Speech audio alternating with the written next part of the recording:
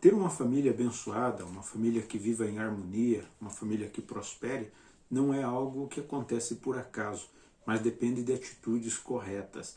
Aliás, esse deve ser o objetivo de todo aquele que constitui uma família, ter uma família abençoada. Eu quero ler um texto que está em Provérbios 24, versículo 3, onde a palavra de Deus nos diz o seguinte: com a sabedoria se edifica a casa, e com a inteligência ela se firma. Ou seja, conforme esse texto da palavra de Deus, desde o planejamento, a constituição e a manutenção, é preciso esses dois elementos para ter uma família abençoada: sabedoria e inteligência.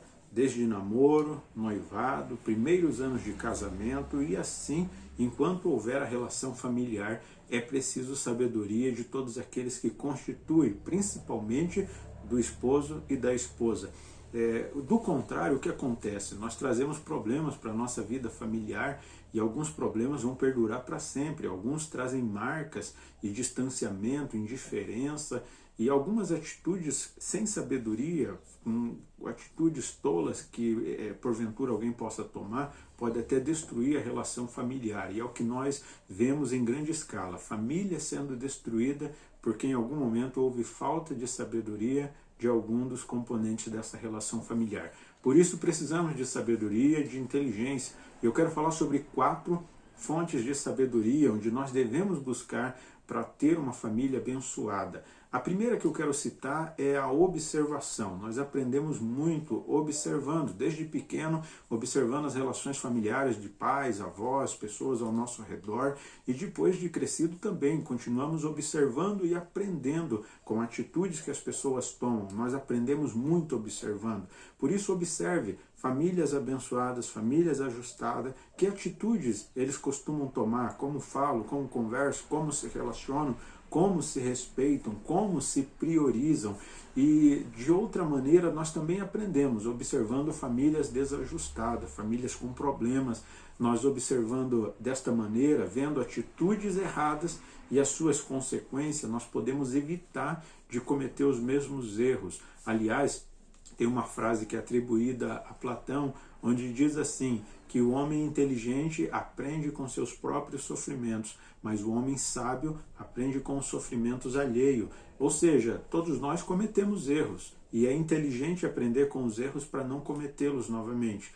Mas é muito melhor, é sábio, nós aprendermos com os erros que outras pessoas cometeram e nós evitar de cair nos mesmos problemas. Aliás, a Bíblia Sagrada é repleto de exemplos a não serem seguidos, que foram mencionados justamente para essa finalidade, para que a gente veja os erros, suas consequências e evite aplicar nas nossas vidas. Ainda vamos falar muito sobre isso aqui no canal. Então, observe. Segunda fonte de sabedoria é ouvir os conselhos. Eu acredito que Deus colocou pessoas na tua vida, pessoas que tenham idoneidade, sabedoria, que têm experiência, que têm uma família ajustada, uma família abençoada, que pode te orientar, que te orienta. Então ouça o conselho das pessoas que Deus colocou no teu caminho. Às vezes, esse conselho pode vir acompanhado de um puxão de orelha, mas esse puxão de orelha, ele vale a pena em relação do benefício que vai trazer para você e para a sua família. Eu tive pessoas que me chamaram a atenção e hoje eu vejo o quanto valeu a pena. Então valorize as pessoas que têm a coragem e o amor por você de te chamar a atenção em alguns momentos, de te aconselhar, de te mostrar o caminho de uma maneira sábia. A Bíblia, aliás, fala em Provérbios 12:15, o tolo acha que está sempre certo, mas os sábios ouvem os conselhos. Você conhece alguém assim? Que sempre diz assim, eu já sei de tudo, eu sei, deixa eu fazer do meu jeito. Sempre são pessoas que se prejudicam, que trazem também prejuízo para a sua família, para a sua vida familiar. Mas você não é tolo, você foi chamado para ser sábio. Então, ouça os conselhos. Provérbios 12:15 é um texto que nós devemos observar nesse caso.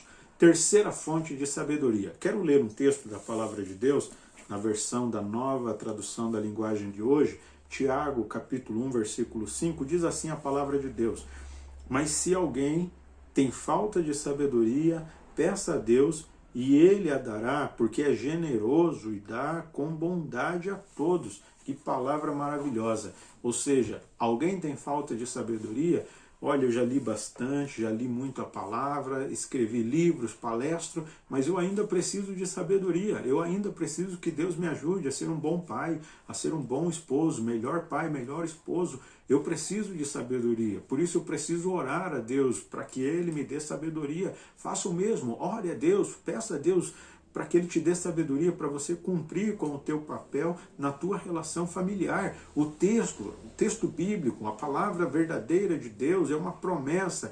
Deus dará generosamente. Deus se agrada desse pedido de oração. Então peça a Deus para que Ele te dê sabedoria e você possa agir de uma maneira que traga benefícios para a tua relação familiar. Você pode influenciar toda a tua família agindo corretamente. Em quarto lugar, a quarta fonte de sabedoria que eu quero citar aqui é a palavra de Deus. Essa palavra, ela é o manual de instrução de Deus para a vida em família. Deus nos ensina como agir. Deus ensina o esposo, a esposa, pais e filhos e toda a dinâmica familiar, em pensamentos, palavras, atitudes, trabalho, em tudo. Deus nos orienta. Por isso, leia a palavra de Deus, leia livros que faz você compreender melhor. Aliás, este canal foi criado com este propósito, com o propósito de te ajudar a compreender a palavra de Deus e a adquirir sabedoria e ter uma família abençoada. Então esse é o caminho, buscar sabedoria